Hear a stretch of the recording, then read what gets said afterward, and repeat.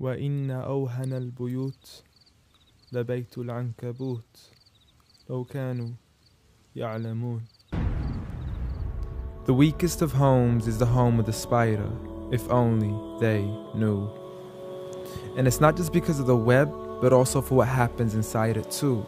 The most fragile of homes, home to the most ferocious of family feuds, a husband and wife relationship that is solely based on being used for consummation. See, as soon as they finish mating, the wife would then consume the body of her own husband. It's disgusting, and so can the children be too. See, as soon as they mature, they would chew upon their own mother as a source of food. It's sinister, it's crude, I don't want to imagine it, but it's true. And such the examples that are used, not because God can be cruel, but for God to prove that the weakest of homes are those in which the inhabitants are abused. See, marriages are meant to bring happiness, and the home is a refuge of tranquility and comfort to all those who walk through. And if you ever do happen to fall into disputes, you must learn to understand that the marriage isn't always about you. Rather, it's learning to live together as one, although we are still living together as two. In a home where everybody knows that they belong, with love, kindness, and mercy, so we could all just get along, and there's no need for fighting every time something small goes wrong. Because you can't build a home upon violence and then expect it to stand strong. I mean, what kind of man would harm his wife in the darkness of the night, leaving her to bleed as he scars her for life, having to cover up her bruises as she tries to hide them from sight?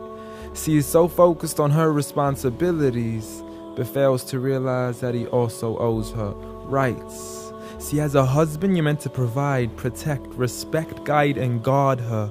You are her garment, her lifelong partner, her Prince Charming who should charm her, her knight in shining armor.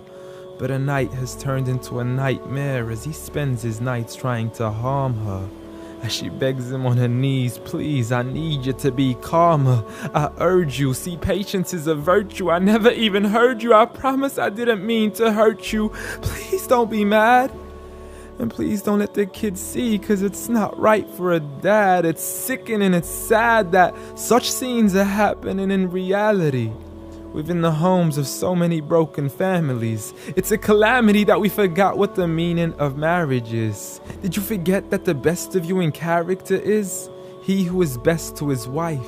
The best of advice from the one who never harmed a servant, child, or wife in his whole entire life. Muhammad sallallahu alayhi wasallam. He was the best of examples in how to treat a woman right. See, if his wife had cooked something he had liked, he would eat it, and if he didn't, he would leave it without expressing an ounce of dislike.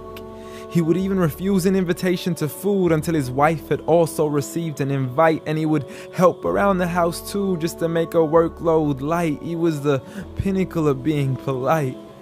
And he taught us that the strongest of men is not he who knows how to fight, but rather he who restrains his anger right at the moment of strife.